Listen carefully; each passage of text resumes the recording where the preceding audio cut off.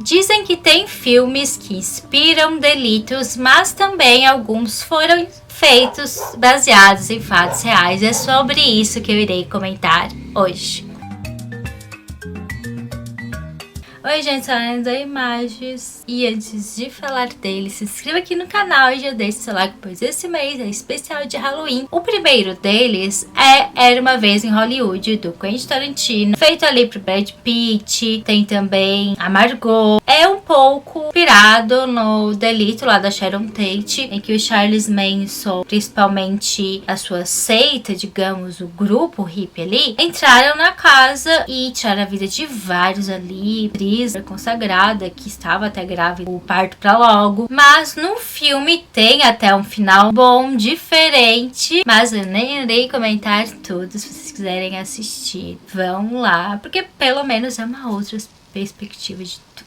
O segundo são Os Assassinos da Lua das Flores, em que é inspirado em 1920, quando tiveram uma tribo que descobriram petróleo ali na área e por isso brancos resolveram casar com as indígenas para ter a riqueza deles. Porém, alguns não aceitavam que eles tivessem tudo isso, achavam que não administravam bem e acabaram tirando a vida de 60 pessoas ou mais daquela etnia, tanto quanto pesquisadores, dores e tudo mais, uma coisa e tanto. E ali na obra fictícia, o personagem casando com uma delas e resolve dizimar ao redor e o FBI até entrou atrás. E eu gostei que eles retrataram, que eu não conhecia, ponto que a ganância pode chegar. Existe isso naquela época, né? We have so many deaths we've lost count. O Exorcista, aqui todo mundo conhece. É claro que tem que ser inspirado em alguma coisa. E é de um menino lá de 1940 que ele acaba tendo algumas possessões. Acharam estar possuído por uma entidade maligna, que como a gente conhece, sacerdotes foram lá pra tentar e tudo mais. No final ainda chegaram a soltar o menino, deixar ele livre. E na obra a gente vê que é uma garota de 13 anos e tudo que acontece lá, tem cada cena lá que é digna de filmes de terror, mesmo não tendo efeitos especiais tão bons, pensando no hoje. Mas foi inspirado em algo real, como é, né? Você é a pessoa que está dentro da Reagan?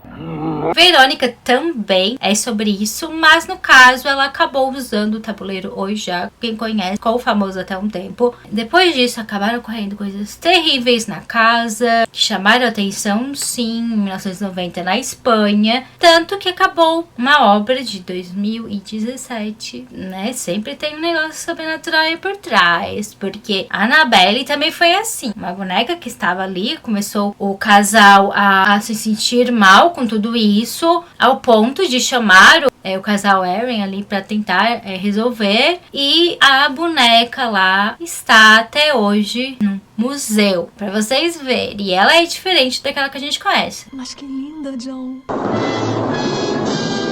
Mas não deixa de ser assustador pra gente pensar, né? Daí eu tenho ali um chuckzinho ali. Espero que não seja diferente comigo. Vocês conhecem Hounds of Love, em que lá em 1980 um casal, que é a Catherine e o David, eles acabam em um período de 5 meses, isso é na vida real, tá? Pegaram 4 garotas, varam pra casa deles, fizeram coisas terríveis ao ponto de ser fatal. Isso é parecido com alguns outros casais que eu conheço também que fizeram algo assim e deu origem a esse filme, que também é no mesmo lugar lá na Austrália, mas tem outros nomes e mais comenta sobre uma do que várias. Acho que foi até mais realista que alguns outros que eu comentei aqui pra vocês. E também era uma pessoa que tirava a vida em série, é o Zodíaco. Até hoje ninguém descobriu quem que fez, mas era um cara que ficava se aparecendo, chegou a mandar vários e vários enigmas e mensagens pros jornais, e no filme eles eram obrigados a publicar, senão ia ocorrer mais delitos. Sabe que isso não parou, qual era talvez a intenção dele e tudo que ele fez até parar. Às vezes tem uma teoria ou outra na internet deles achando quem que foi, e talvez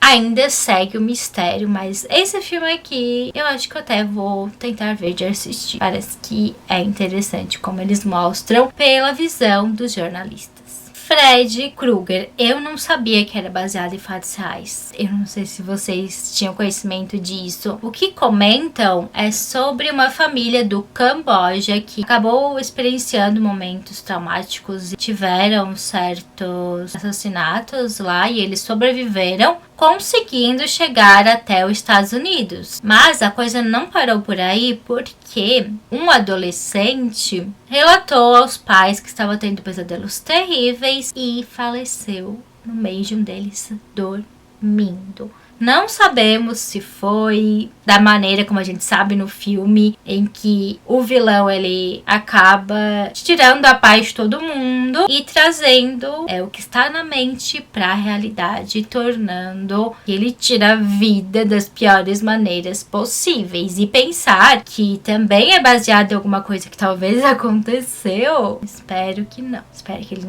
não exista não. Temos aqui outro que se passou na Austrália, que é os crimes de Snow Town. Menino de 16 anos, ele acaba ficando obcecado pelo seu padrasto. Naquele período era muito algo de hipster, grupo, liberdade. E esse cara mais velho acabou reunindo vários jovens por ali. O que ele fez? Assim como foi com Charles Manson, manipulou ao ponto de o ajudarem a fazer justiça com as próprias mãos. Esse cara tentou bancar o herói, né? Não foi porque ele quis ou vingança, como aconteceu com a Sharon Tate. Outro motivo, mas mesmo assim não deixa de ser um delito que aconteceu, que foram pegos ao ponto de ter essa obra. E olha, muitos heróis que a gente conhece usam da mesma coisa, como o Batman e o Homem-Aranha, e não aconteceu isso que aconteceu aí. Agora, por último, é A Órfã, em que foi inspirado em algo que aconteceu,